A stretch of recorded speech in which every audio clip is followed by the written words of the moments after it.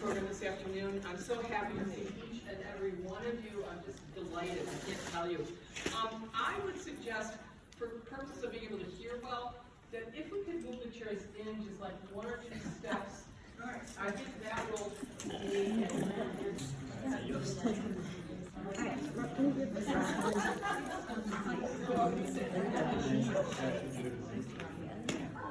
and we're from a lot of parts of the world, and we're here to talk about the consequences that elections have.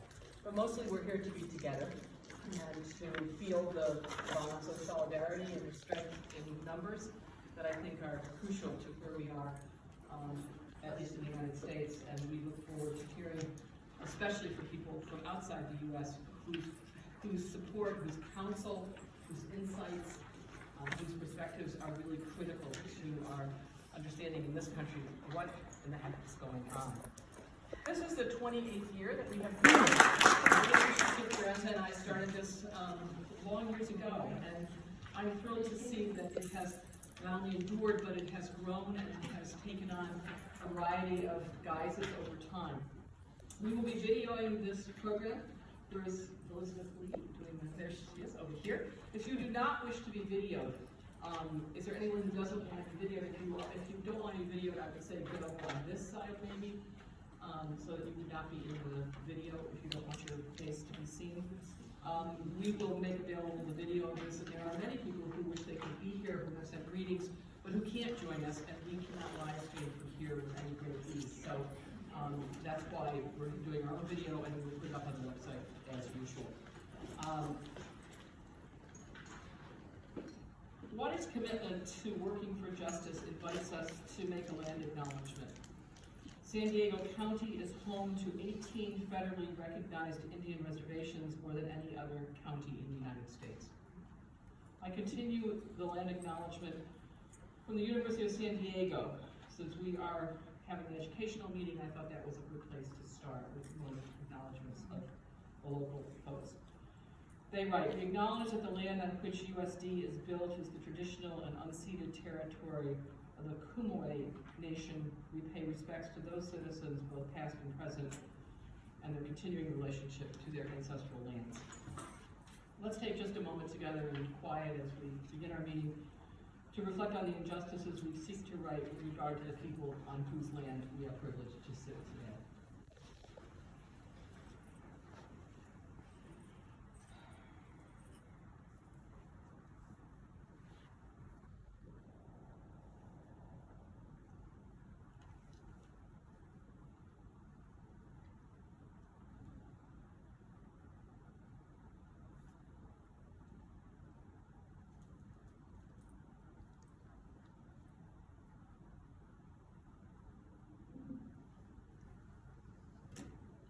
Thank you very much. Again, a warm welcome to each and every one of you.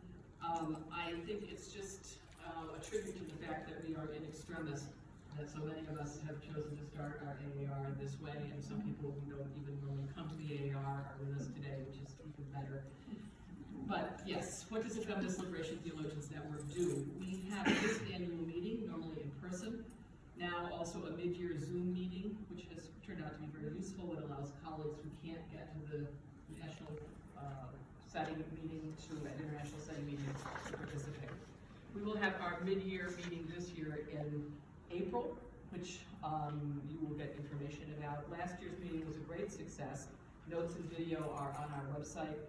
Videos of all of these are on our website, and it was from some of the discussion that came up at that meeting that we decided on our agenda for today.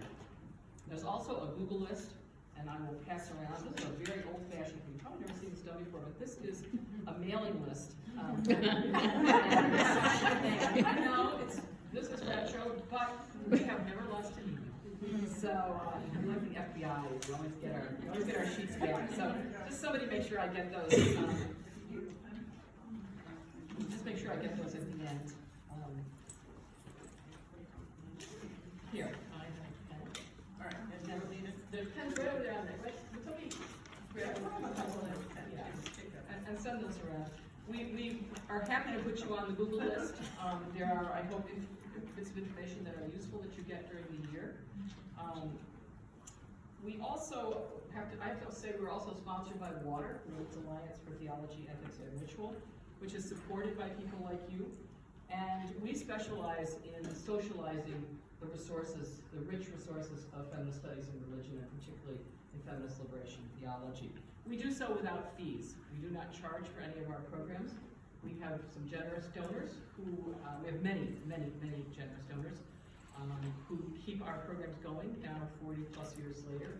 We appreciate donations from those who can donate. We expect no donation from those who don't, who can't, or who prioritize something else. But we have a saying at Water that's kind of folksy, but it's if we share, among us there's enough. If we share, among us there's enough. And that's the way in which we have done our work for the last 40 years. And among us, there has been enough because we share. So that's how this, people say, well, how do you do, yeah, I pay for rooms. Yeah, but you know what? We have some generous donors, and we have many small donors who are just as generous, but who believe in the work that we do, and it works. And I'm living proof. We have collaborated for a long time with the AAR SBL Women's Caucus, though not formally this year. Nevertheless, I urge you to consider their offerings as part of your AAR SBL program this weekend. And Roz Hinton, do you want to make your quick announcement now? Yes, certainly. While we're thinking about it. I am a representative of the Women's Caucus, and they are downsizing and trying to support the AAR in other ways, so they want to take away our lounge. We could change the name of the lounge, but I've given you, we feel like it's an important safe space.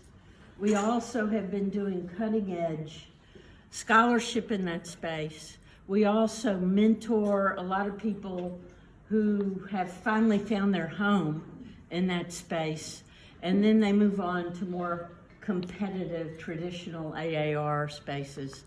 And so I have passed this around, and maybe I didn't pass enough around, but it's got a QR code assigned to keep the lounge. We don't know what the lounge's name will be anymore, but please try to keep this space for women and women-focused scholars and LGBTQ, trans, to make it a safe space. And we also report out if people have problems. So this year, we are wearing these purple armbands, and I have a lot more here if anybody needs them. And you can ask me later, and I'll pass this back. But we'd love for you to sign this petition and to get a purple Women's Caucus band for your arm. Thanks, Roz. It's hard to imagine the AAR without the Women's Caucus. I just can't even imagine, whatever it gets to be called in the future, but it really has been a training ground and a saving place for many of us. For over 50 years. Yeah. With Carol Chris and Peter Pascal. And who else? Carolyn, who else started? And Elizabeth Shisuki wants to start. Yes, Elizabeth. So, with that, welcome to people who came in a few minutes after I started. Rita? No, but I want to say historically, the Women's Caucus has been the only non-official AAR, in other words, an affiliated meeting. It's been the only one in the program book, in the official programming. And the reason for that is that the argument was made with the executive director that women couldn't get their way paid to meetings if they weren't on the program giving a paper, but the men's groups wouldn't take our papers. And so the Women's Caucus created programs with papers that could be read, and the AAR actually agreed to put it in the official programming so that women's get their institutions to get them to the meeting. That's been a pivotal role of the Women's Caucus, is supporting women who couldn't get support any other way to get to the AAR. Exactly. Yeah, wonderful, wonderful training ground, and also collegial group to us over the long years. So I want to support that. Thank you. Very strongly. I invite you to look at our website, www.Water Women's Alliance, for other water programs, including meditation, liturgy, water talks, and teas on books and relevant topics. You're always welcome to attend. They're all on Zoom. I noticed one of my colleagues, Grace Howe, who's with us, who did just last week a program on her new book on surrogacy that was really a very eye-opening conversation, and really just a tremendous congratulations on the book, and thank you for the courage of taking on such a tough issue. We also will have next month dear Susan Thistlethwaite talking about her new mystery novel. Susan is a highly accomplished academician and administrator who's now writing mysteries that are equally as powerful as anything she's written in the field, and raising up very important issues. And the new one, Surfacing, will be on December 4th at Water at 1 o'clock Eastern Time. And again, if you can't make the exact moment when we do these things live, you're more than welcome to go back and watch them while you're washing your dishes, or putting a diaper on baby, or whatever you're doing. But it's really a great way to socialize the resources of our field. Recovery from trauma. Yeah, that's the thing. Yeah, recovery from trauma. Don't we need to? Yeah, it's wonderful. I have read it already. It's a wonderful, wonderful book. Before we begin our program in earnest, I want to invoke for a moment of silence the memory of one of our dear colleagues, Elaine Wainwright, who died on July 5th, 2024. A sister of mercy, Elaine was a biblical scholar and a theological education administrator whose legacy in scholarship, mentorship, and friendship lights this room with our Australian colleagues. Catherine McPhillip's interview with Elaine in the Journal of Feminist Studies in Religion, and the festschrift that Friends organized for her, Habits of the Basileia, are testimony to Elaine Wainwright's impact. She came often to this meeting, always bringing with her new colleagues, and so I especially welcome the new Australian colleagues who were here. Elaine would have brought you by the collar if she were here. I simply say, as we take a moment of silence, may her memory be a blessing. Let us bring her to mind and heart in a silent moment together.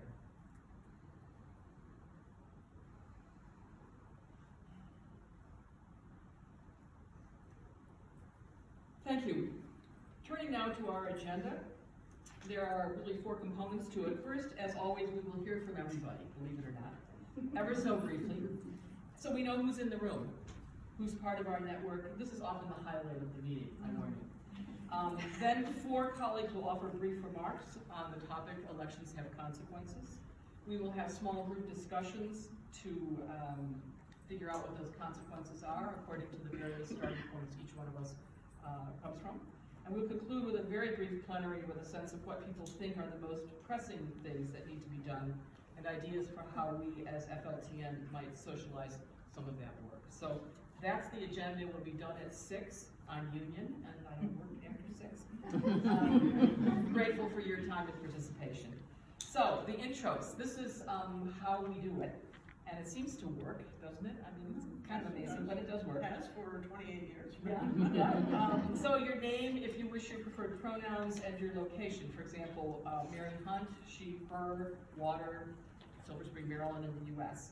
And then feel free, if you wish, to say one way in which you're connected to contemporary struggles, given the emerging, dangerously conservative trends in the world.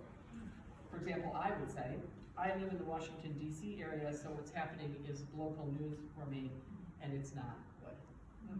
That's how the introduction is done. Very brief, but enough so that we know who's here. So thank you one and all, and where shall we start? Maybe, Elizabeth, could we start with you and then just go this way? Elizabeth? I'm Elizabeth Ersick, Phoenix, Arizona. Was chair of the Women's Caucus at one time, so thank you for all the good work that's continuing to be done. And what I would say is, in Arizona, we have a border, and we are a flashpoint for much of what is going on. Thanks. My name is Ulrike Ernst-Auer. I'm a fighter for the peaceful revolution in East Germany, and we had 35 years of that struggle, and still have discrimination in Germany against West Germans, from West Germans to East Germany, East Germans, and so that is part of our feminist struggle. Thank you. My name is Elisabeth Rohrbach. I'm based in Berlin, Germany. At Humboldt University, I'm working currently as research coordinator at the Center for Advanced Studies in Heritage and Transformation, and the issues of heritage maybe not obviously, but tightly connected to the contemporary politics in Germany, but also in the United States, and it's not fun. Julia? So I'm Giulia Volvi, she, her. I'm based at the University of Bologna in Italy, and I don't know if you know, but Italy has a very process government right now. So I came to be visiting at the University of Colorado, and I had the pleasure to be here during the elections. So there's no place to escape, I guess. And you have a woman president, too. She's a woman, but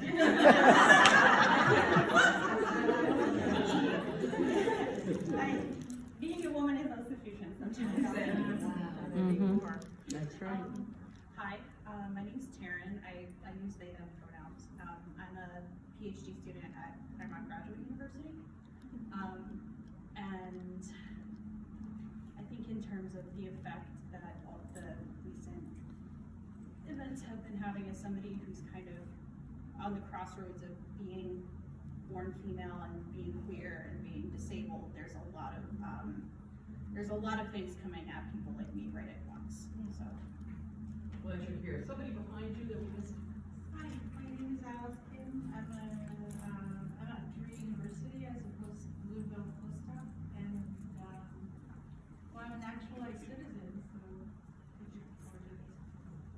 And please speak up so that we can, or we can take another step in our chairs. It's hard to hear sometimes. louder. Oh, did you hear? Just the last part. Oh, I'm a naturalized citizen, so I suppose that counts as a concern. Welcome. Hi, I'm Emil Main. I'm currently all but dissertation at Drury University, living here in California, and my pronouns are they, them. I work at the sort of intersection of religion, secularity, and emotion, and so the inadequacies of sort of modern liberal secular democracy to deal with the raised resentment and aggrieved entitlements that arise from whiteness are kind of my bailiwick, I guess, and that's a lot of things to juggle and to try to piece through at the moment. Thank you. My name is Rocio Figueroa. I am Peruvian, but I live in New Zealand, and I am a theologian. My research work is with victims of abuse, so women of abuse in the Catholic Church. So not just research, but I'm also an activist, so trying to prevent and also help them to be aware of the abuse that women continue suffering in the Catholic Church. Hi, I'm Orlando Iberico. I'm Peruvian as well. But I'm based currently in Leuven, in Belgium, doing a PhD there. And I have the blessing of being part of a community of Latin American refugees there. Thank you. Welcome. I am Veronique Carros. I am a migrant in Peru, we can say.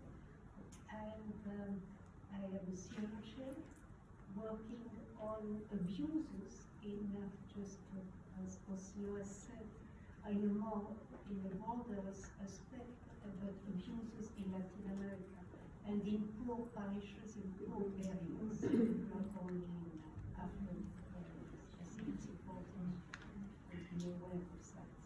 It occurs everywhere. Thank you. Glad you're here. I'm Scott Copeland. I'm from Trinity College in Melbourne, but I'm also from Aotearoa, New Zealand. And at the moment we have backfire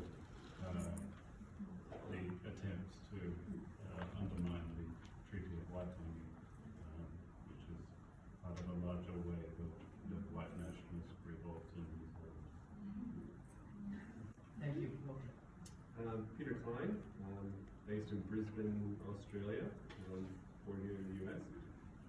And I work at a theological college, and what I do is just try to give students spaces to develop a critical and creative approach to the world. I'm Blair Trigstad-Stowe. I am a PhD candidate at Boston University, but live in Los Angeles. I'm also a pastor in the United Methodist Tradition. My work is in feminist liberation evangelism, building off the work of Letty Russell. And I am lucky to have been invited to be part of a public theology project, a podcast that is trying to do pastoral responses to everything we are dealing with. Hannah Bacon, I'm from the United Kingdom, from the University of Chester. I'm a feminist theologian, really interested in kind of politics of size and weight and fat phobia. Really worried about the proximity of the UK to the US and the kind of relationship there, and the rise of kind of right-wing radicalism in the United Kingdom, and how it starts to get a lot worse and already is getting worse recently. So yeah. Thank you, pleasure here. Hi, I'm Morgan Prophet Davis. I'm a recent graduate of Princeton Seminary, and I live in New York now. I'm a family ministry there. I am really interested in researching women and how they construct religion and Christian fundamentalism in Appalachia. So studying the Mountain South and the role that mountain religion plays in more fundamentalist, rigid religiosity. And in the vice presidency. Also very true. I'm Jane Vaya. I'm from San Diego. I'm a retired, I used to be a professor of New Testament studies, got in trouble with the bishop and had to find another job. So I was a lawyer for a long time, and now I'm a Roman Catholic woman bishop. I also have a small parish that's an independent Catholic parish. So the big issue now is how do we support the people in the parish who are really suffering as a result of the election. My name is Amy Allen, and I am Cherokee Choctaw. My pronouns are she, her. I am a professor of Hebrew Bible, as well as completing my PhD studies at NAICS, an Indigenous Learning Community, which is the only theological Indigenous accredited by the ATS. And so I'm grateful to do work in Indigenous feminist field, and I'm also a chaplain in the Chicago area dealing with trauma ones. And as far as the election and how things this past year, I lost a teaching position that I was doing as a result of my strong advocacy for the 2S LGBTQ community. And so we all feel great of that. Thank you. Thank you for being here.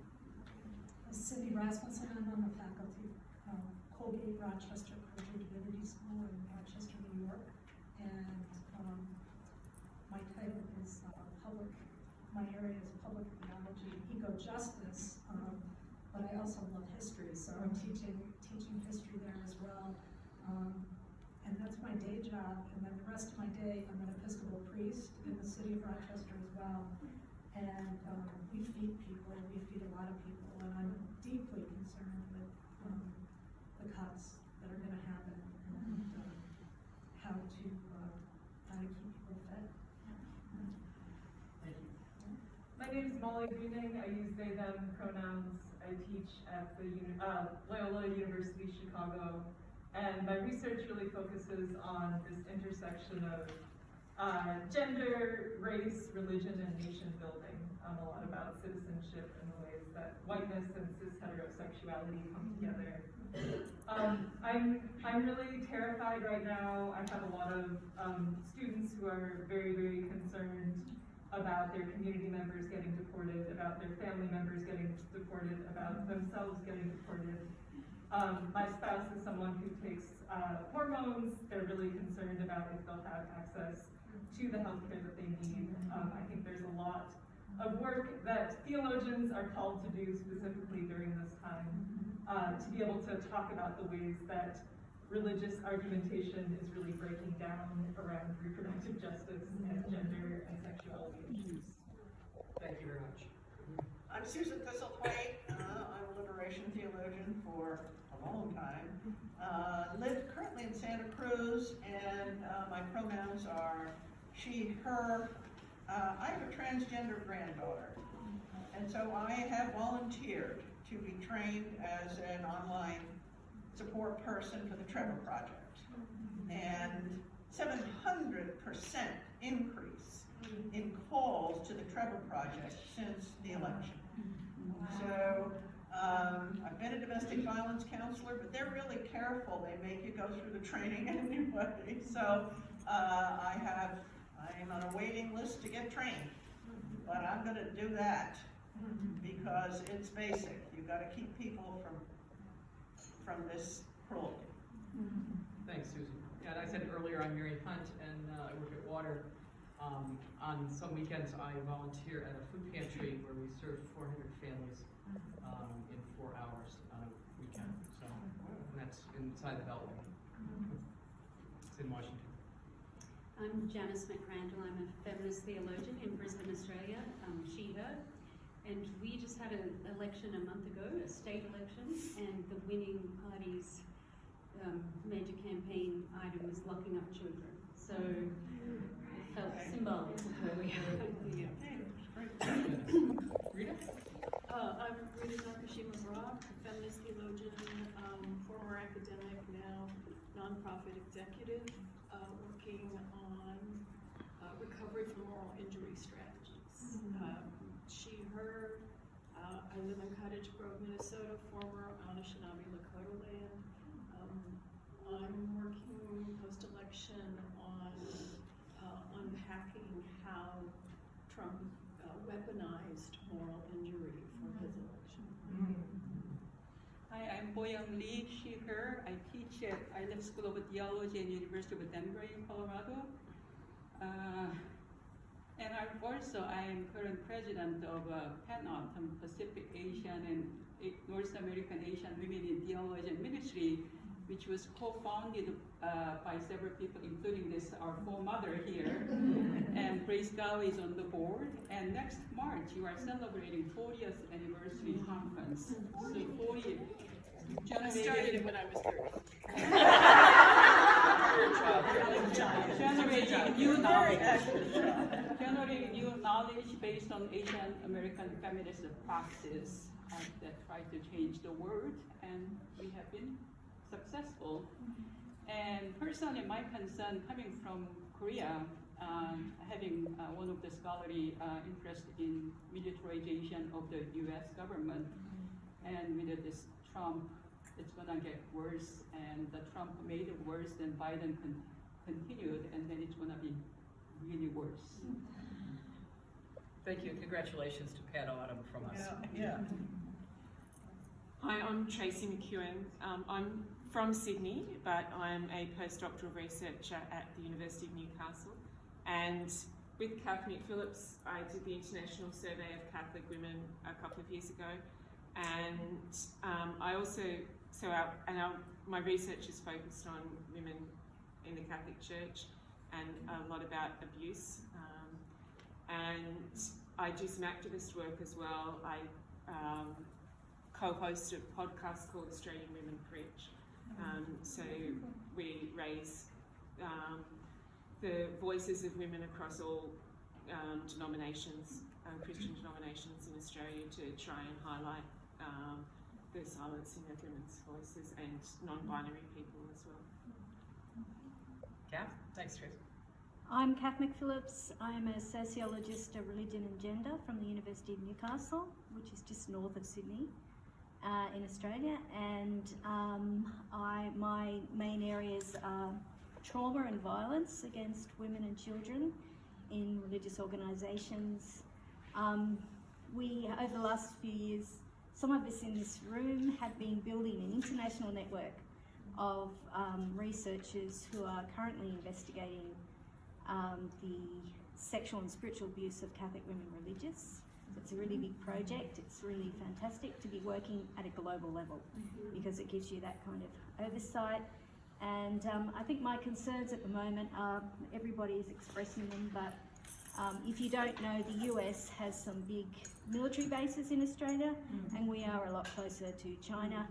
And so the destabilisation is very much felt where everyone is worried. And but you know, there's a lot of solidarity, and I'm hearing it here, so I think it's fantastic that we can come together. Yep. Thank you.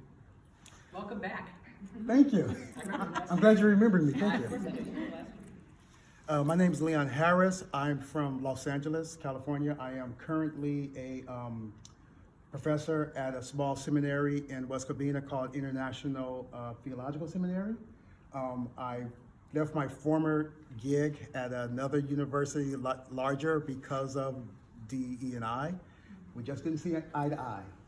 And so here I am. I'm really concerned of what, what's coming. I'm really concerned about the intersectionality of things, and it's multifaceted, right?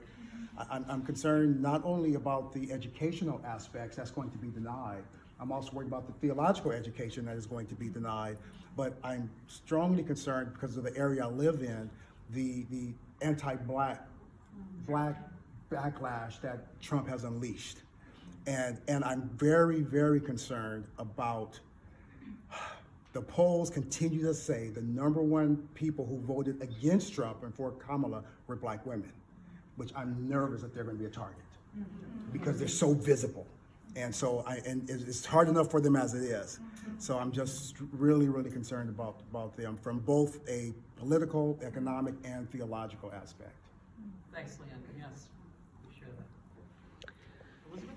I'm Elizabeth Lee. I'm a PhD candidate at the University of Divinity in Melbourne, although I live in Sydney, Australia. And my work is looking at a trauma-sensitive ecclesial practice of hospitality in the light of the Royal Commission that was held in Australia into institutional responses to childhood sexual abuse.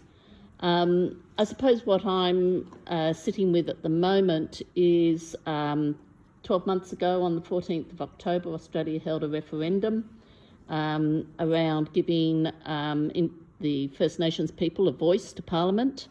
That same day, my son married his partner of 9 years and was able to marry him because Australia voted yes for marriage equality, and that same day we voted no for a voice to Parliament for Indigenous people. I'm Colleen Hartung. I'm from Madison, or Sun Prairie, Wisconsin, outside of Madison, perpetual swing state, which makes me a perpetual political activist.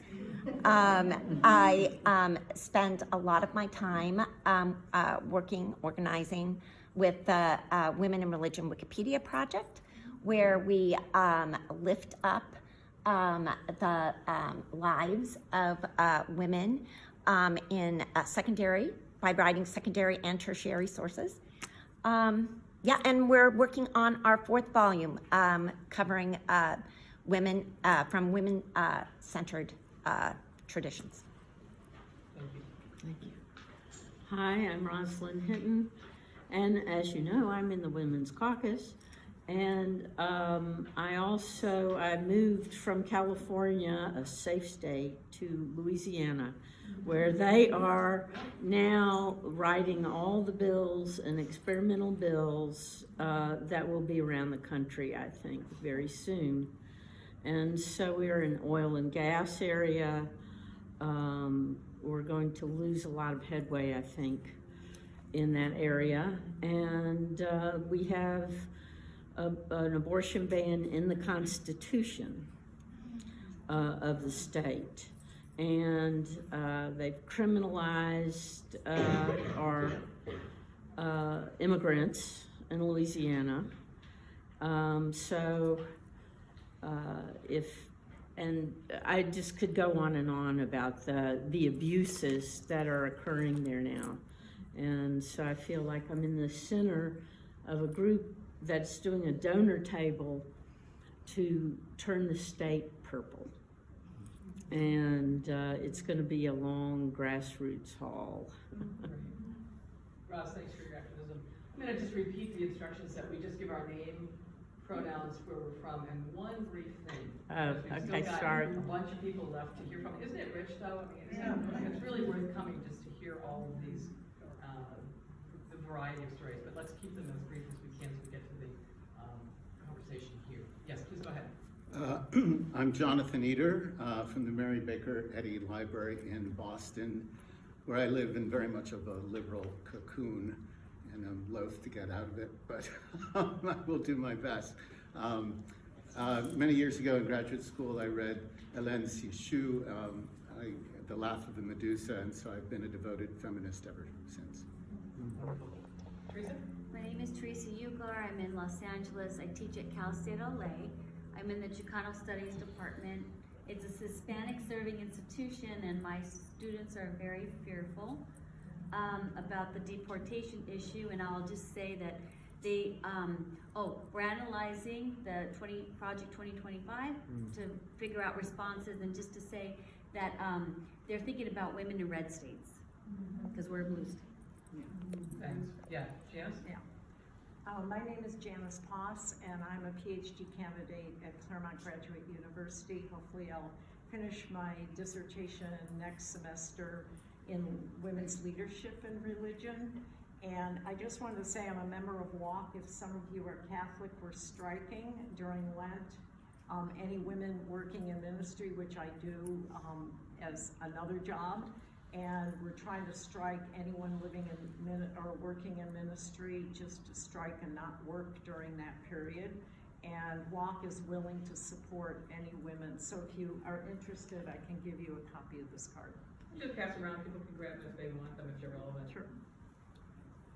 Someone My needs name to is have to Wynn go back- someone's Whalen, got to go back to and church I always used to say that I was from St. Bonaventure University in Western New York State, where I taught a lot of women in religion courses.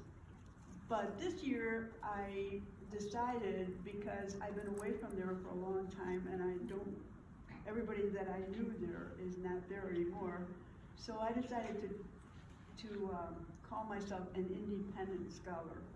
So I'm an independent scholar and researcher working with the Wikipedia group on women in religion. Great. Cool. I'm Martha Acklesberg, coming from New York City. I'm a retired professor of political science, so interloper here, but Hardly. since my retirement, I have been doing two things that are actually three, but two in particular that are especially relevant to the questions you asked. One is working with migrants and asylum seekers in New York City through a local church. I'm quite worried about what's going to happen to all of those people. And also working on issues of mass incarceration of families of incarcerated people, and those people are also going to be under more threat. And I'm also part of a small group trying to start up New York City chapter of American Friends of Combatants for Peace, which is an organization that works in Israel and Palestine. All three of these areas are greatly impacted by this. Great. Good to have you, Mark. I'm Judith Glasgow. I'm also in New York City. For many years, I've been volunteering with Haven, which is an organization that hosts and escorts women having abortions in New York. And as you might imagine, since Dobbs, the request for our services has escalated enormously. Lately, we have lots of women flying in from Florida to have abortions. And I just need to say, for the sake of historical accuracy, that it was Carol and Elizabeth Schuster-Fiorenza who co-founded the caucus. I was not at the AR that year.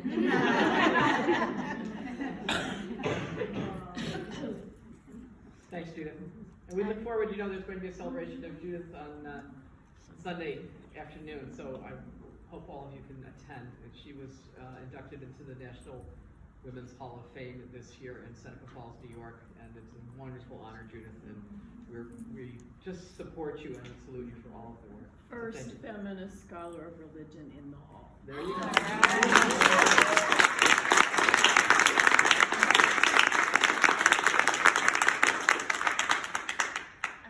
Hi everyone, I'm Grace Gao, she, her. I'm an ethicist at Claremont School of Theology, which is based in LA now. So, border states, I'm most concerned about mass deportation. My name is Isa Liu, and I am Could you speak up so we can hear? I'm an assistant professor in Christian ethics at Yonsei University, South Korea, and my research has been focused around the human rights violations faced by refugees and asylum seekers and the role of church and religion to protect them. And both those who live with the refugee status in South Korea and also those who are waiting for the acceptance of their refugee status residing in the third countries, so including North Korean female refugees who will become the victims of human trafficking. So these are all very serious issues. And I'm so happy to converse with these amazing people. Great to have you here. Go right ahead. Hello, my name is Soo Lee. I'm a doctoral candidate at Vanderbilt University, Ethics and Society Science from Nashville, Tennessee. I've been working with grassroots community organizing network focusing on Korean and Asian American communities, and also working with my church, local church, to be grounded and create support for each other. Hi, I'm Kathy Ersick. I'm sister of Elizabeth Ersick. She brought me here. I'm a registered nurse in Sacramento, working in hospice. Welcome. Yeah. Yes, and a couple people in the back there. Did you want to introduce yourself? Hi, I'm Debbie Thorpe, and I'm Women's Caucus Chair, and I'm an associate professor at Franklin University. My pronouns are she, her, and yeah, I'm just grateful to be here. Sorry about the schedule conflict. It just, it's been a crazy year of transition for the caucus, so I'm just happy to be here. Yes, thank you. And earlier I mentioned that we've collaborated with the caucus for a long time, and happy to do so. Go right ahead, thank you. Hi, I'm Anna Banowski, she, her, hers. I am a graduate student at the University of Iowa in anthropology, looking at religion and politics. And then also this year I ran unsuccessfully, unfortunately, for the State House in Iowa because I was trying to combat, a lot of what is in Project 2025 are things that have already happened in Iowa, and it's just wrong that we're letting that continue anywhere. Thank you. Before we come in, yeah, go ahead. I'm Naomi Jones-Quarles. I teach ethics at Union Presbyterian Seminary, and I also direct the KHG Begin Center for Women's Leadership. Super excited to be here. I'm Sally Douglas. I'm from the University of Divinity in Melbourne, Australia, and I teach across New Testament and theology. And my most recent book was around Jesus Sophia and exploring what taking seriously wisdom theology means for instructions of discipleship, in particular reclaiming anger and the place of friendship as part of discipleship. Wow. Thank you very much. How about a round of applause for the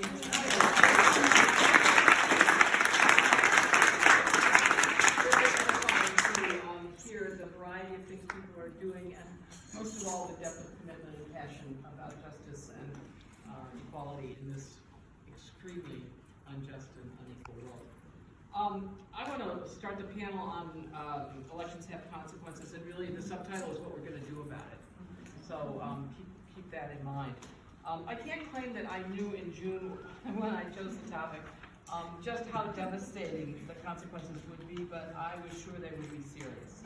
Like many, I had hoped against hope, assuming that we were further along on race, gender, global justice, peace, ecology, and so many other issues. I had hoped against hope that the 45th president, the MAGA man, was so far beyond the pale on legal, moral, intellectual, and political grounds that it might even be a landslide for an extremely competent candidate, Kamala Harris, despite the Biden administration's many shortcomings. Alas, I was very wrong, albeit in good company, as few saw this coming, and almost no one foresaw the increase, not decrease, in Trump's support in many, if not most, demographics. Trump was elected by a large margin he enjoyed in previous elections, despite the scandal of January 6th when he encouraged civil unrest at the Capitol, his guilt in sexual and financial cases, and his lawless appropriation of government property, to mention but a few of the reasons why I expected fair-minded people to run the other way. That did not happen. Unchecked white Christian nationalism, rampant sexism, rejection of so-called elites. Just being in this room, we qualify, I can tell you. Shifts in allegiances of some voters were among the postmortem on the election. However, it's important to note that he didn't win by a landslide, that the numbers were 49.9 on his end, with probably about a 1% difference. So any noise that he won by a landslide and has a mandate is just noise. Said that. We cannot explore all of these things today, but as you know from the press, every corner is being scoured to understand what went wrong, why, and how the U.S. can emerge from such a shameful, world-altering election in the near future. I can report, and we are a testimony to a wide range of efforts to mitigate the damage and to move a progressive agenda forward globally. This meeting is one such effort, unabashedly one such effort. Again, I thank those from other parts of the world for your presence and for your solidarity and for your involvement in this, which is really a global struggle. We as FLTN are left to ask, what are the consequences that elections have? In this case, an election in which billionaires figured largely, and the future of the democratic process is in question. Despite the polite and proper responses of the Biden administration to the transition of power, things are in massive flux, both in DC and throughout the country. Cabinet picks, as you watch, are so stunning as to put one in mind of a funhouse mirror. All backwards and upside down, as inmates now run the asylum. A fracking executive to run the Department of Energy. A former wrestling association director to lead the Department of Energy, to mention just a few that may have slid by as the credibly accused district attorney candidate and the anti-vaxxer to head the Department of Health and Human Services get major media attention. Happily, the former Mr. Getz is gone now, but will certainly surface whack-a-mole someplace else. And the Human Services Department, Mr. Kennedy, may be headed for I don't know what. We do this analytic work as an international network, cognizant that while some of us have the privilege to vote, the consequences go well beyond the U.S. border, and many of us voted with that heavy on our hearts. It is also clear that the speakers presenting briefly here today all come from the Christian tradition, but the expertise from people from other faith groups or no faith group are equally compelling, so conversation in small groups is the key for today. We want to hear from everybody. I invited our four speakers to offer about 6 minutes, very short takes on the theme, elections have consequences, and what we're going to do, and then we'll have time in small groups to hear from everybody, and we'll pull together what we get.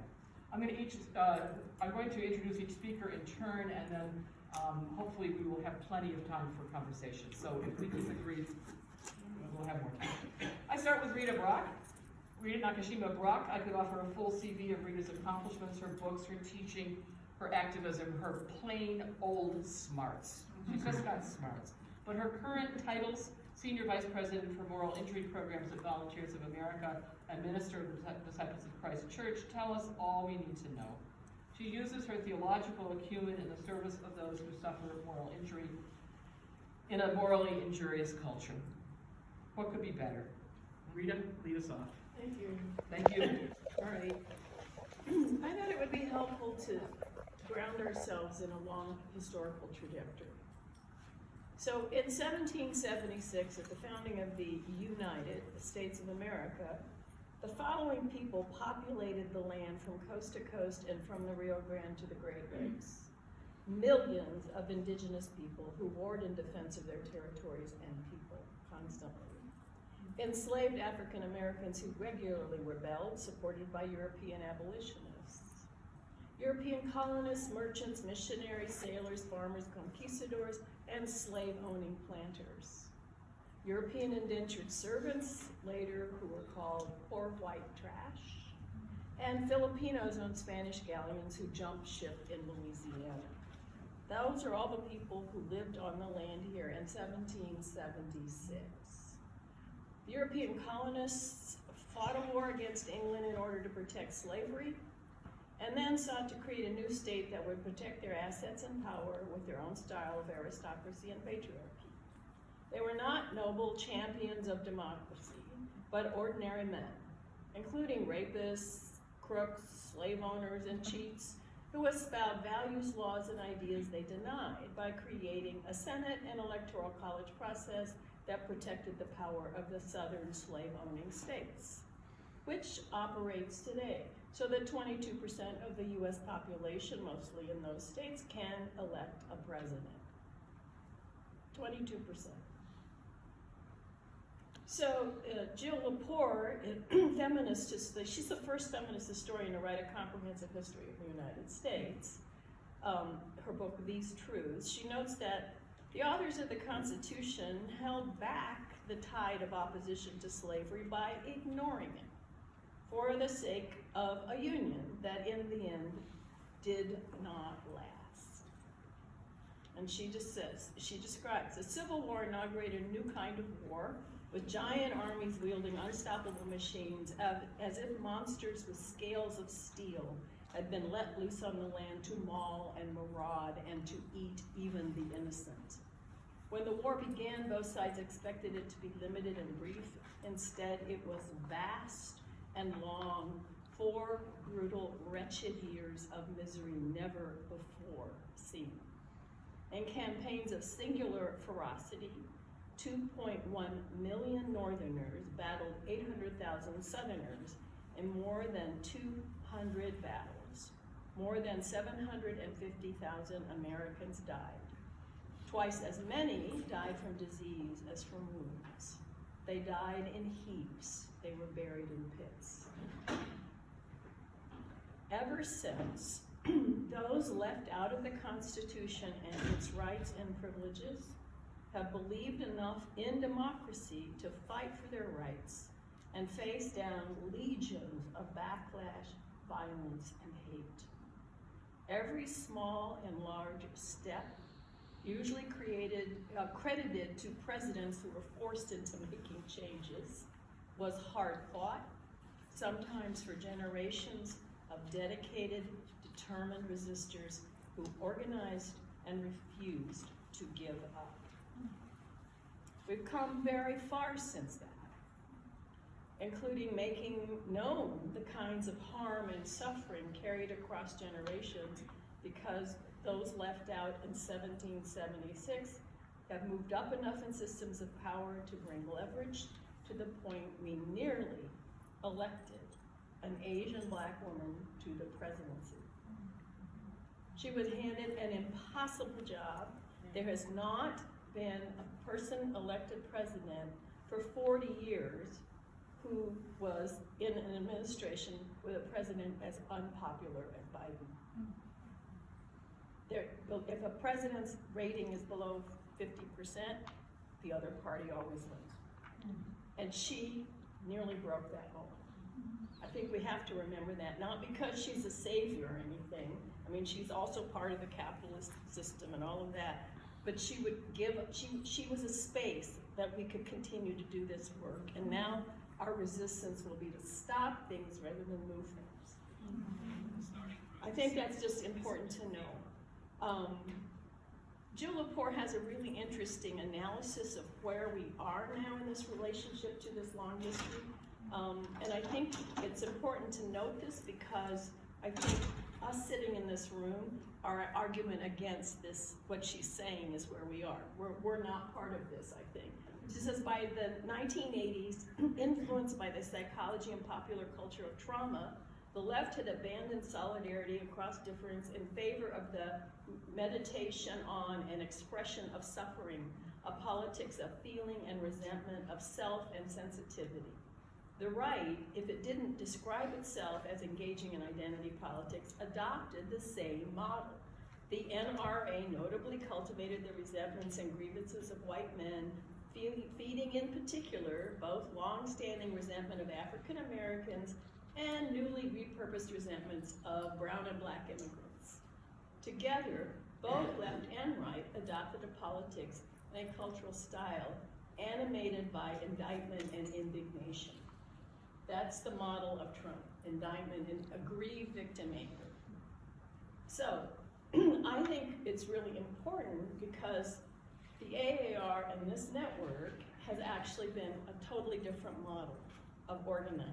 And I want to highlight people like Judith Plaskow, who worked across all kinds of lines of difference and diversity to advance the careers of minoritized, marginalized, and left out people. while also maintaining a space for us to challenge each other.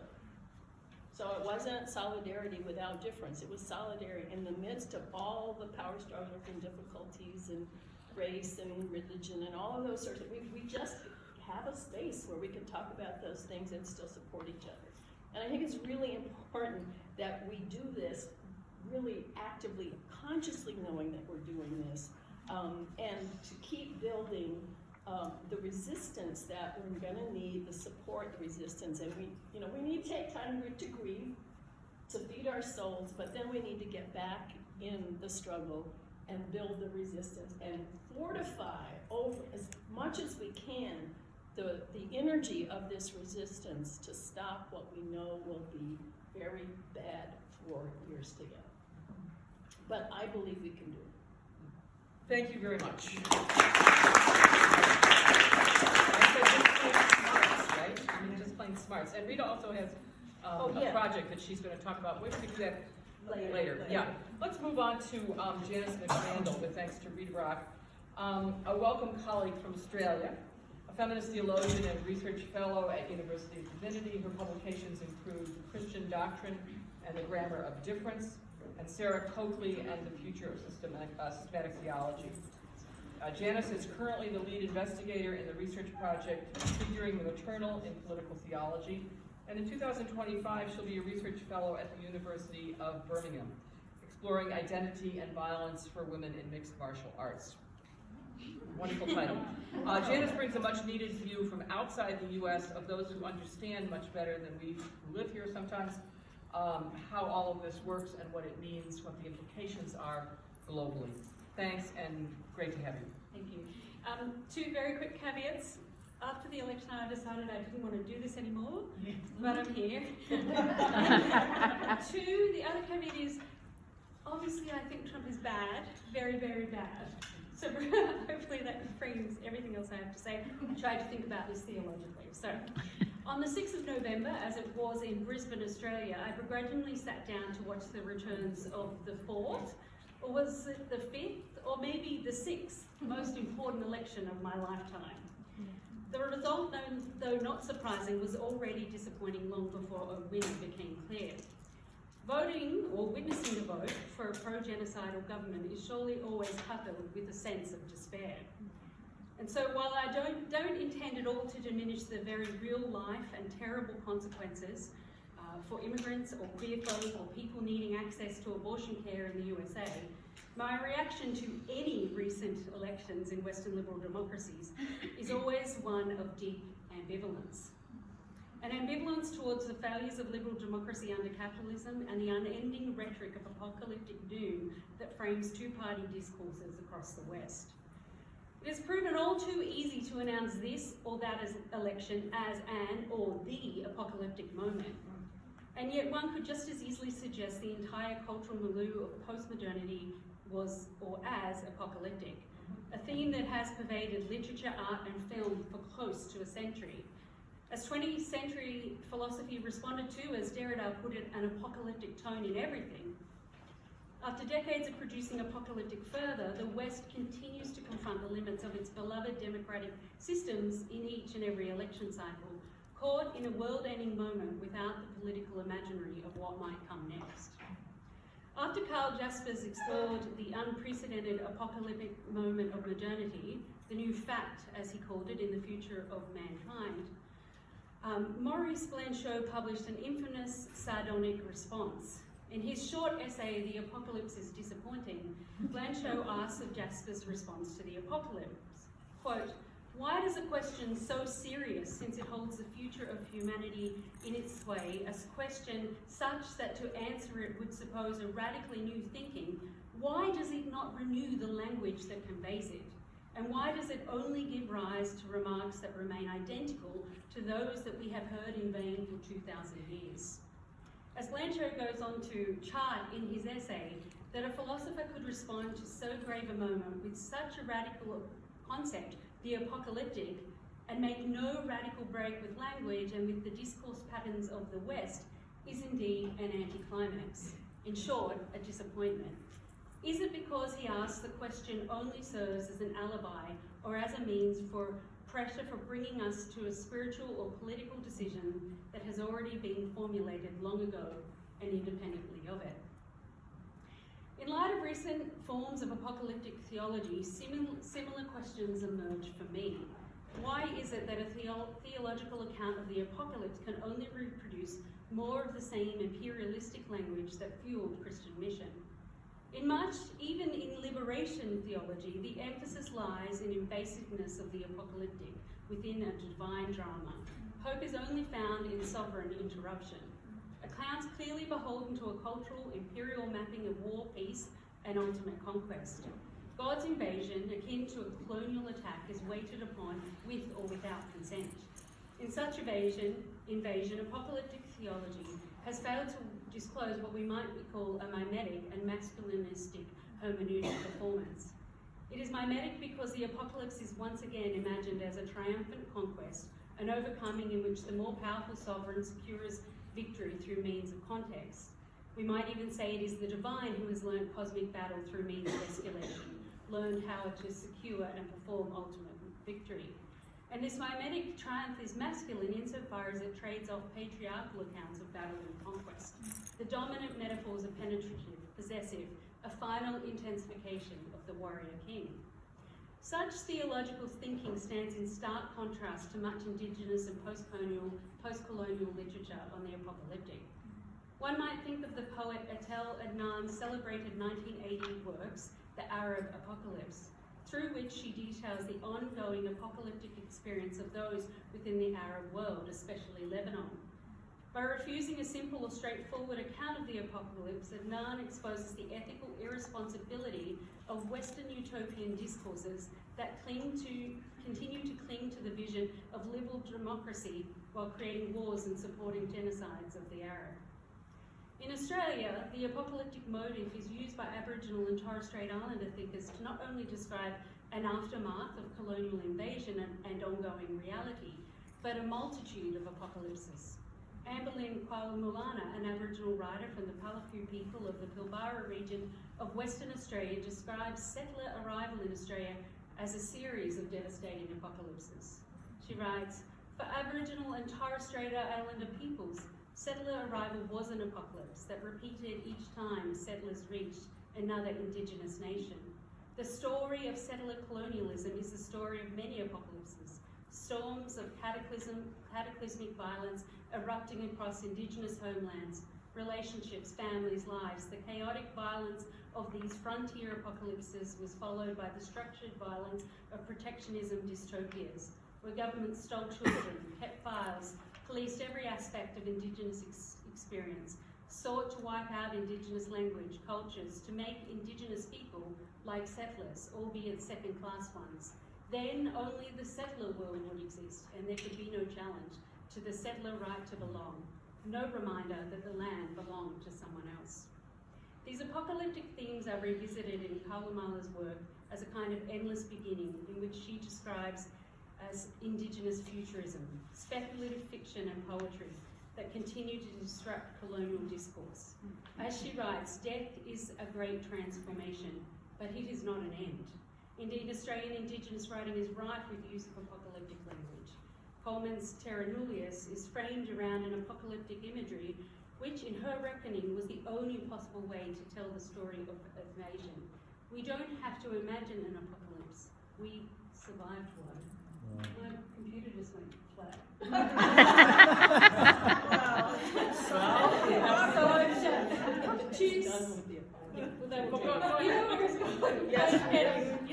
I was just about done. Sorry, there's something about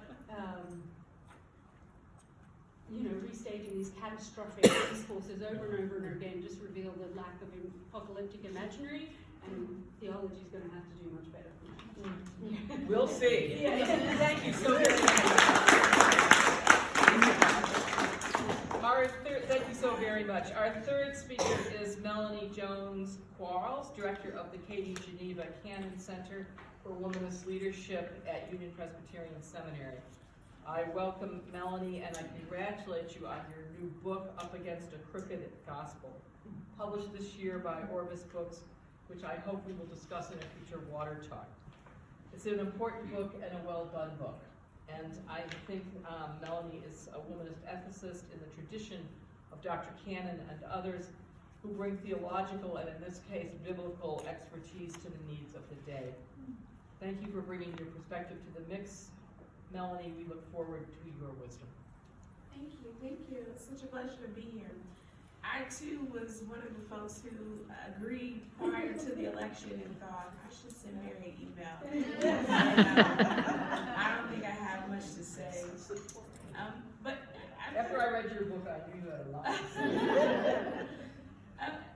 Part of it is, I've already been thinking about not only what Kamala represented for Black women's political power and leadership, and even more so, I think this is the beginning. I've been trying to, since November 5th, write a letter to a cousin of mine who is at Howard University, freshman biology major, who mirrors me in so many ways, because I remember upon my first election, the election of President Obama in 2008, I was a Howard University senior.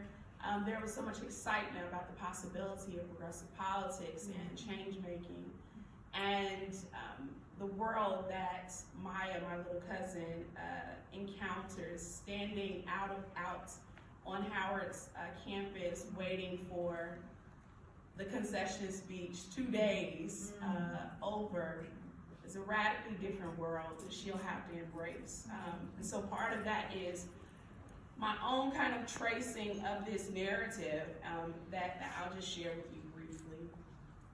No one could predict that another white man in the form of former Vice President Joe Biden would become the face of progressive politics in the 2020 presidential election.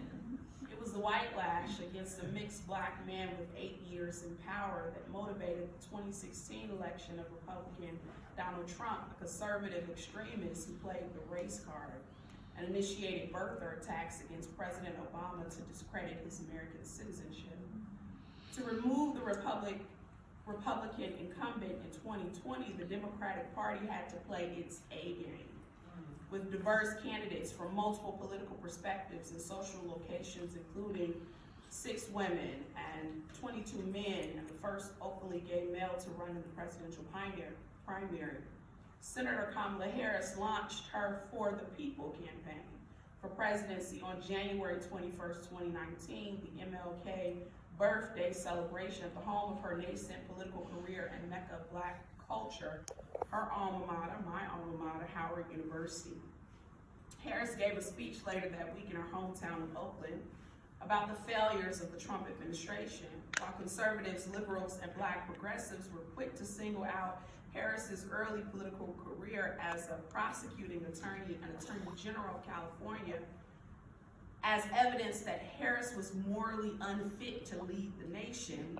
She replied, or confesses, in Truths We Hold, quote, "My vision of a progressive prosecutor was someone who used the power of the office with a sense of fairness, perspective, and experience. Someone who was clear about the need to hold serious criminals accountable, and who understood that the best way to create safe communities was to prevent crime in the first place. To do these things effectively, you also need to run a professional operation." Perhaps less to Harris and more to the danger of the Black woman upholding often unjust laws of a failed criminal justice system, Harris was punished by activists and progressive critics for doing her job well, with too many convictions on her record in the age of mass incarceration. As a Black woman in the American political sandbox, Harris did not escape anti-Black and misogynoir stereotyping that often policed her sexuality and criticized her 2014 marriage to Doug with her new title as Mama in a modern blended family. While Harris became the leading Black candidate in the 2020 presidential race, she ended her campaign in December 2019 with what many would argue as the right time. The lackluster Biden campaign appeared to flop until the endorsement of Black Congressman Jim Clyburn in the South Carolina primary, what journalists deemed salvation in South Carolina, through the support of 64% of Black voters, which shifted Biden's trajectory toward a surprising upward turn just days before a global pandemic. As the presumptive Democratic nominee by August 2020, Biden understood that he had to take a cue from Stacey Abrams' playbook and identify a running mate who represented both in identity and perspective the new American majority to win against a sitting president. Senator Kamala Harris delivered her 2020 Democratic National Convention speech to accept the nomination for vice president on the week of the 100th anniversary of the 19th Amendment. She didn't miss the moment to recognize Black women, the true patriots of America, who worked persistently to secure voting rights and realized democracy long after the 1920 ratification of which they were not a part. Harris asserts, without fanfare or recognition, Black women organized, testified, rallied, marched, and fought not just for their vote, but for a seat at the table. These women and the generations that followed worked to make democracy and opportunity real in the lives of those who followed. Harris named Black suffragists Mary Church Terrell, Mary McLeod Bethune, Fannie Lou Hamer, Diane Nash, Constance Baker Motley, Shirley Chisholm, and her own mother, Shamala Gopalin Harris, as women whose shoulders she stand upon and whose values and vision of the shares of a nation committed to the theory and practice of freedom. The Biden-Harris ticket won more than 74 million votes in 2020, earning the highest total in American history. A vote in margins then that exceeded projections. And then Harris, as we know, was elected among the first woman, first Black woman, the first Asian American, the first HBCU educated, the first Black Greek sorority member, the first daughter of a single mother to become vice president of the United States. This was influenced by that Black woman's pack led by the powerhouses of Donna Brazile, Mignon Moore, Leah Daughtry, and Yolanda Carey that pushed Biden, once he was named the Democratic frontrunner, to select a Black woman as his running mate. Harris knew that Black women could save the day at the polls, as shown in her Essence article when she says, quote, generations of Black women marched and organized to fought to give us this right, knowing that one day Black women would be a force in our democracy. Like Abrams, Harris represented for us in this 2024 election a vision forward for Black women's movement for human dignity. Harris cast a glimmer of hope, or even a shining star in the vanguard of Black women's political movement. Her rise is not the symbol of the height of Black political progress, but rather it's more of a recognition that Black women have and remain as the domestic default to clean up filthy politics in the wake of a national crisis echoes a recurring narrative of an undue burden for Black women to save America, often for more risk than reward. She ran for president first and was more qualified at the time of her running in 2020 than Senator Barack Obama was in 2008. Like Hillary Clinton, Harris was both twice as good in 2020 and now in 24, and still second best or runner-up to her male counterparts. This does not mean that Black women's political movement has ended. Of course, Harris did not escape the political and public scrutiny of her commitment to the least of these through her political decision-making in ways that President Obama evaded for his 8 years in office. Moreover, the Brennan Center for Justice reveals that the white lash against Harris sparked and will continue to spark the inaction of new voting laws, including more aggressive strategies of voter suppression at the polls. The symbolic significance of Kamala Harris donned in 2020 when she was donned in the white suffragist suit on Victory Night was a nod to more than fashion, but a timely reminder that the time is now, and that Black women's fight for full citizenship and struggle for recognition has still only just begun. I raise this in many ways because, as I said earlier, I'm still grappling with what is the world that my cousins and my daughters will inherit, and who will be their models and meaning makers for this new generation. Thank you so very much. Our final speaker before we move into small groups is one more in a line of sages today. Susan Brooks Thistlethwaite, no stranger to FLTN, Professor Emerita, President Emerita of Chicago Theological Seminary. She's published loads of books, countless articles and op-eds, taught more students than most of us have met. After retiring from CTS, she developed a whole new career as a mystery writer. Her new book, Surfacing, is just out, highly recommended. It'll be a water talk, as I said before, on December 4th. Her Substack is a very important read, I think. I urge people to go to her Substack. And of course, she continues to write op-eds in local and other publications. If it's happening, Susan is involved, like in Faith in Public Life and other faith-related activist groups. At this dismal moment, she brings important skills, especially communicating, via mystery stories and blog posts, op-eds and lectures, so that lots of people can access the kinds of ideas we're discussing today. She insists on the absolute necessity of protecting women, trans and non-binary people, people of color, and others who are vulnerable. Susan, tell us what you think today, as the smoke comes out of both ears. Yes. Well, I have titled this, The Hell You Say. Now, I'm white, I'm cisgender, I'm middle class, but I try not to be a fool.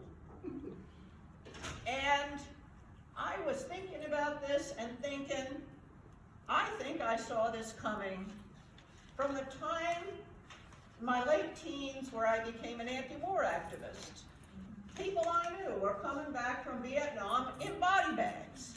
So I joined the peace movement, and I was sexually harassed by the white males in the peace movement. And this is instructive, you know, because patriarchy is patriarchy.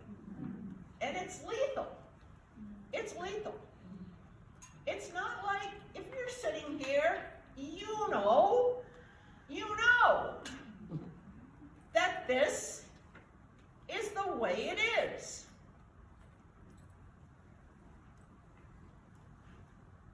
It's a long journey of resistance and activism. It's a long journey.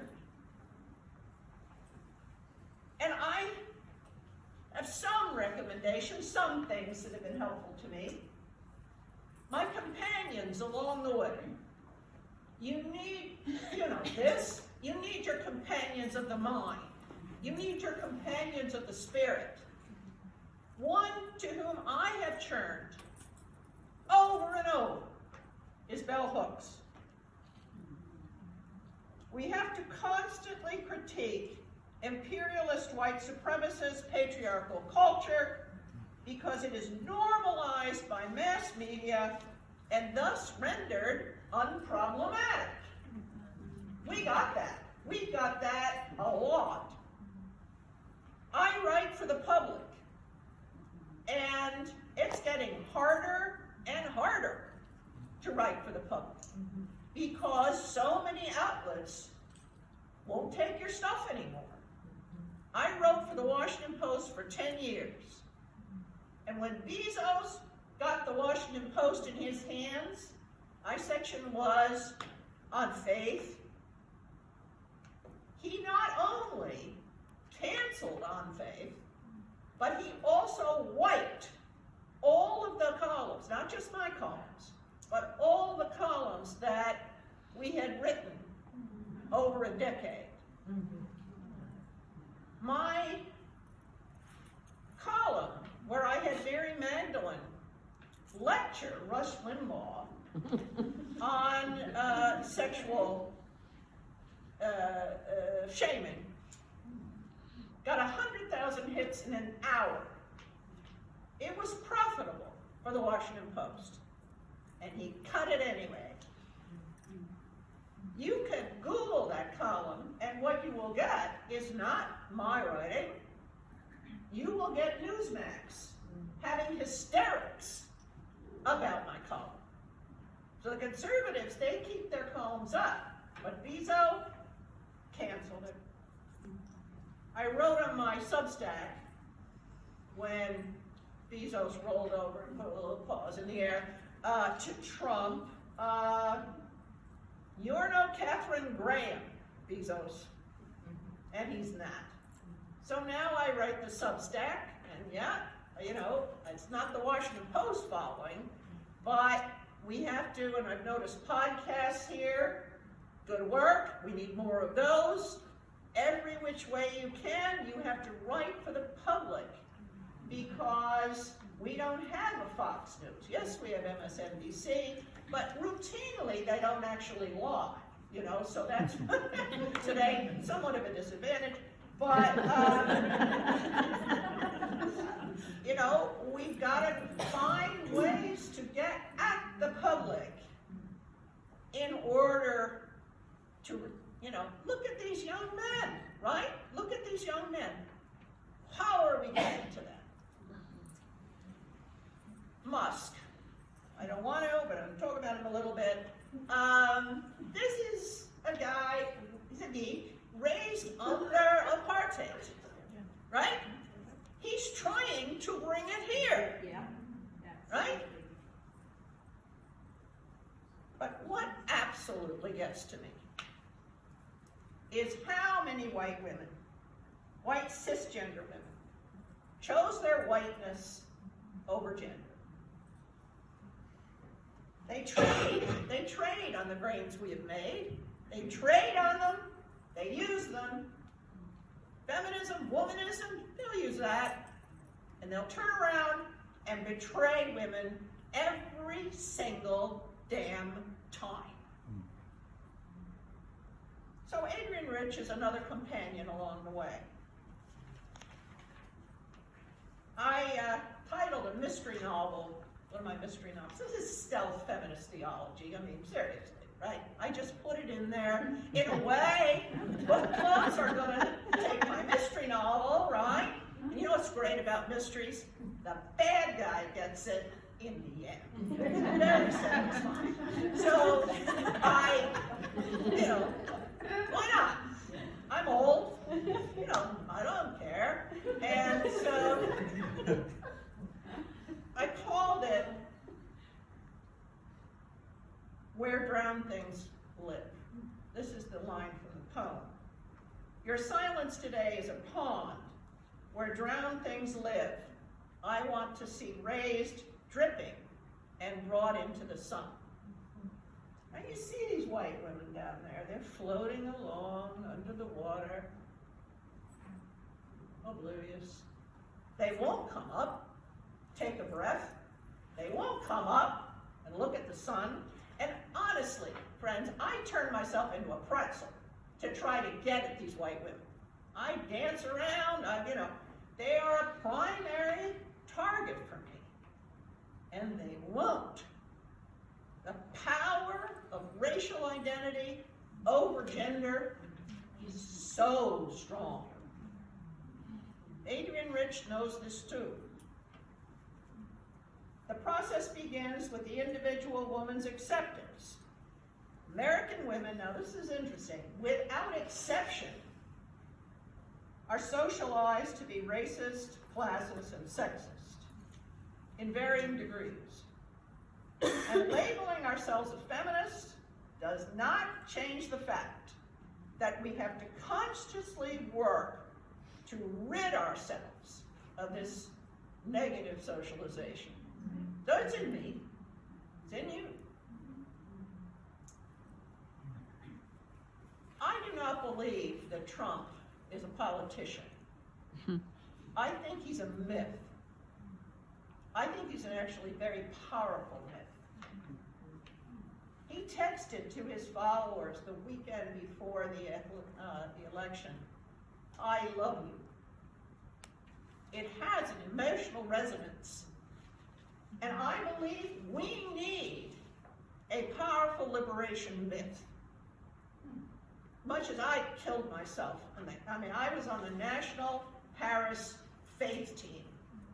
All week long, every every week. I wrote columns, I ghosted columns, I was a Muslim in Dearborn, and I was a Jew in Pennsylvania, so they had people put their names on these columns, but frankly, it was me.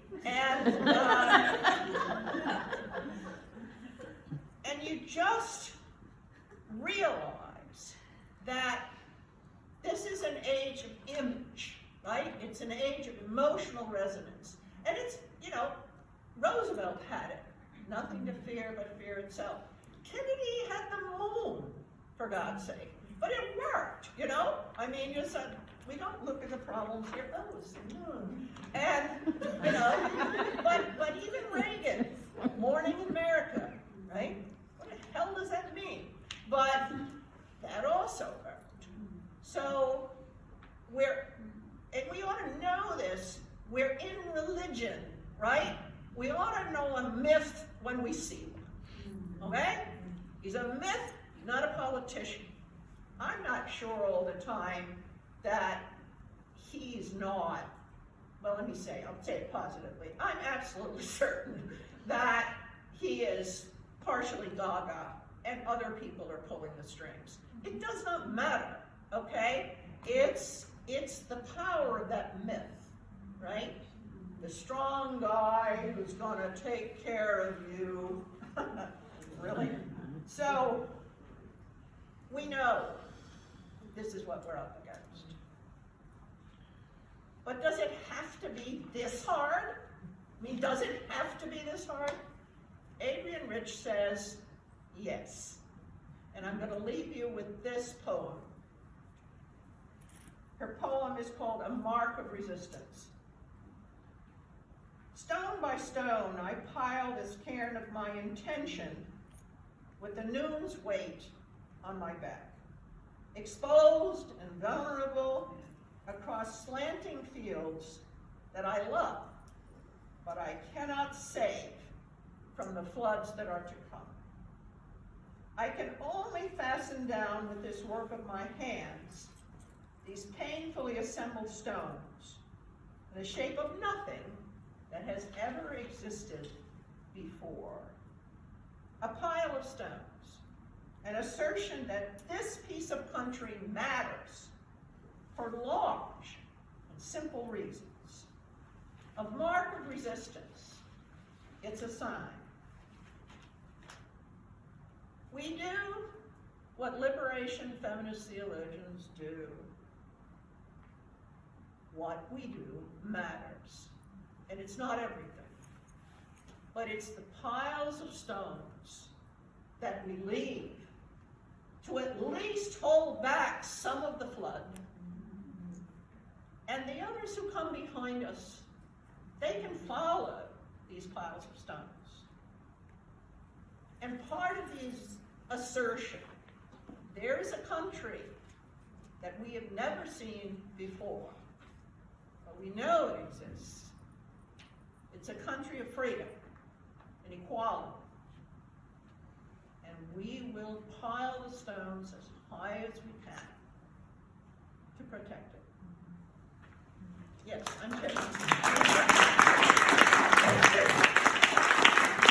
Thank you very much, Susan, and your words will ring in our ears for time to come. I'm very, very grateful to the people who have made presentations. They've been very rich. It's taken a little more time than I anticipated, but it's been worth it, hasn't it? Let us take 15 to 20 minutes. 15 minutes really is what it's going to be. Find 3 other people that you don't know. Please don't go with people you came with.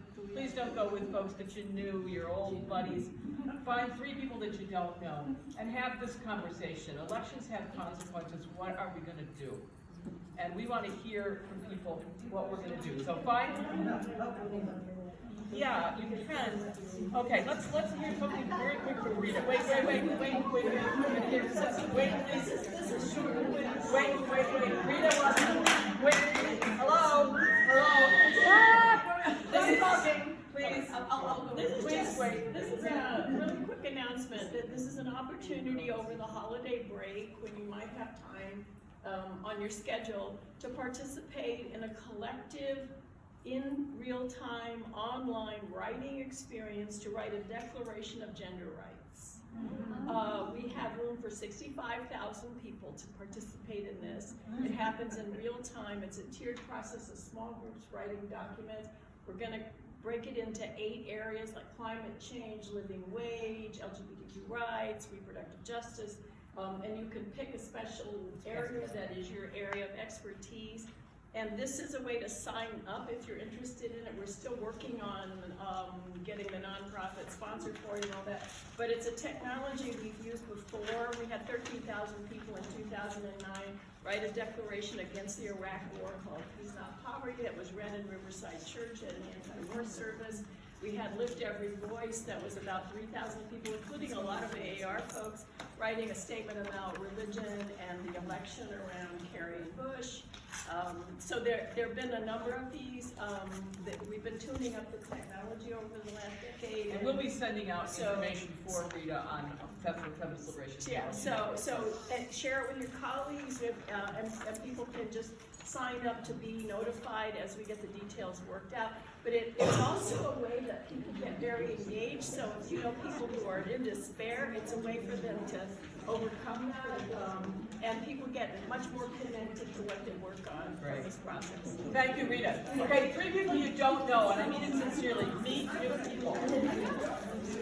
All the legal things in red states now that prohibit any DEI work or any of that kind of instruction. And I think we may need to have a session next to AAR or even create a national network of people in that situation who are working subversively within the limits of the law on how to teach this stuff. It'll be in full force by next year. And I think that could be very, very useful for us as we keep trying to push the DEI feminists and other things in ways that are acceptable or under their legal radar. We will also meet in April, in which case that could be on the agenda. Yes. Let's hear from some other groups. Just quick things that you're I'll say one quick thing. Colleen? I have 2 of my children have cystic fibrosis. The new medications have come out, $300,000 a year, all of that at risk under the current administration. I am going to go in monthly to both my Democratic but also my Republican senator, and I'm going to make their staff, both of them, my best friends. I'm going to talk to them about the issues, how they see what they can do to help me, and I'm going to hear what they have to say, and then I'm going to do that every single month for the next 4 years. Great. Good luck to the kids. Yeah. Good luck to your kids. Other people, quick things. Yeah, go ahead, Jan. I joined indivisible.org, which has an amazing guide for how to address local politics to really begin to infuse and create stronger democratic presence in the lower down ballot kind of things. And I also am writing all my GOP senators to have a what do you call it? A conscience and value reevaluation. I'm trying to say it in a nice way so I don't get mad. So. Okay, how are things that we can do that are particular to what feminist liberation theologians can do? What are some of those things? Yeah, let's go ahead. So we actually talked about how lovely it is to celebrate our elders, but also concerned about the future of feminist theology. Who is it? We knew there's nobody. I'm not young. There's no one in this room under 25, right? There's no one in this room, maybe under 30, but like, where is the future of feminist theology? And that we recognized a pattern that as we gained access as women and gender minoritized people to the predominant spaces, we've made less time for one another. And when we're isolated in those separated spaces, it becomes easier to compromise the values for liberation that we hold. So we were naming a desire, a need, a hope for continuing to cultivate mentorship into the next generation and the gathering of folks of like-minded perspectives for courage and continuing the fight. Thank you. Yes, go ahead. I'm only the spokesperson because they gave me. Speak up. Yep. So one of the things that came out of this for us is a long-term strategy to counter Project 2025. So, continually interrogate it, investigate it, educate ourselves, so we as theologians, et cetera, and sociologists, et cetera, can deliver the message to our congregation, to our students, of here's where the Project 25 is problematic. So then we can, counter it from an intellectual level and an activist level, but by just saying Project 2025 is not the same as understanding 2025. So then that way, we can, when you hear certain things, their students, our congregations, et cetera, can go, wait a minute, that's a problem. Right. And so I think that was one of the key things. That's great. A feminist liberation theology critique of Project 25. I mean, there's a good project for somebody.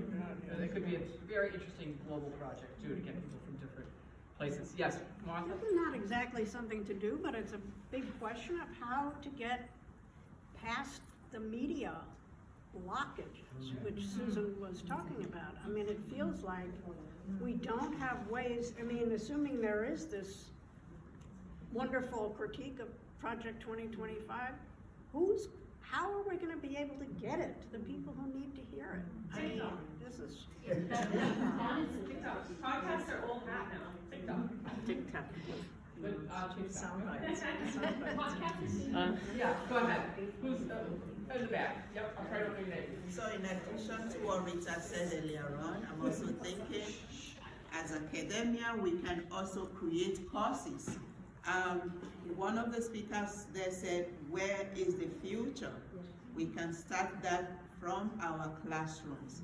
Design courses where we can have new, fresh blood injected into this idea. Terrific, thank you. Yeah. Ron, one more? Our group talked about those with privilege moving forward to protect those who need to be subversive. And part of that is you can't do it alone, you have to be in community. And just one community that I know about, Galvanize, works with white women, and they go canvassing for 30 minutes talking about values. So they don't talk about politics, economics, but they talk about what is important to you. And that's kind of how the LGBTQ community got the marriage laws through. That was one of the important things. So. Right. Thank you. And but we also wanted to mention that one of the circles that is going, or is supposed to be closed, is the Women's Caucus. And the Women's Caucus is really the place that is connecting all groups of people worldwide. I'm the person responsible for the international section together with Janice. And so this now would be really a place where we could work together and where each of us really could sign, and that we should struggle to keep that space, because that is particularly such a space where we can also discuss other issues. So I think it's up to us to really do something. Yeah, and the important point was made, which is that the caucus is of the AAR-SPL. Exactly. In the sense that it is, isn't that right? It's of, and so it's one thing, it's ironic and not so surprising that it's the part that's going to be gone. Right. Yeah. So that's, whereas institutions have the power, the institution will take that particular piece away. I'd be ashamed if I were on the board. And it was doing amazing. Totally amazing. Totally amazing work, which is, it's sort of like, oh my God, we were too amazing. Yeah. And so we had to and notice too the privatization, that the only reason why this meeting happens is because we pay for it. Yeah, right. Okay? I'm making a distinction. We pay to have this meeting, we pay to have this space. We put it on through our organization. But so the private sector is able to survive. But in fact, the public sector, which is the relationship of the AAR-SPL, will not. And that's something to really talk to them about, to the AAR folks about, who are our folks. I mean, many of our people are, we know people. So, but just to point out that this is a dynamic that we're seeing everywhere. We have room for one more person who hasn't spoken, and then I'm going to say thank you so kindly. Who's the person who hasn't spoken? Yes, please go ahead. Yes, one of the things we talked about was just opening our eyes up to the pain that people are really experiencing and holding space with no agenda. So just listening, just listening. Yeah, thank you. And another thing that has come up is the enormous price increases, especially for international people with the strength of the American dollar and hotel prices and so forth, that this is really pricing a lot of people out of the possibility. Imagine that if you live here and you make minimum wage, which can be, $7 an hour in some places, and tipped wages even less. This is the economic crisis that people are experiencing. So we need to do some serious talking about that. I want to thank you. I can't thank you enough. It's been great. We have had wonderful presentations. I thank the speakers again. I certainly want to thank Elizabeth for making the video, which we will have available so you'll be able to have these presentations. There's also some interest on the part of the Journal of Feminist Studies in Religion in terms of these presentations, so you may in fact see those in print. But if we want to get them to you before that process, we might ask our speakers to make those available, that we then make available. We'll work on all that. But you will get a report on this, you'll get the access to the video, and I hope you'll join us in Boston next year. It will be on the 21st of November from 4 to 6 in the afternoon of 2025. And in the meantime, in April on the Zoom. So with that, please return the papers with ideas. Take a minute and do that. It's for everybody. And please return the attendance papers so we can get you on the Google list.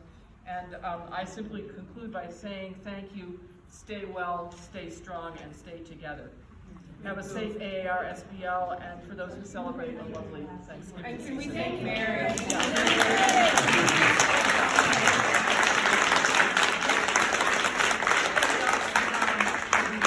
Anybody else who won't sleep tonight if they don't make their comment? Anybody?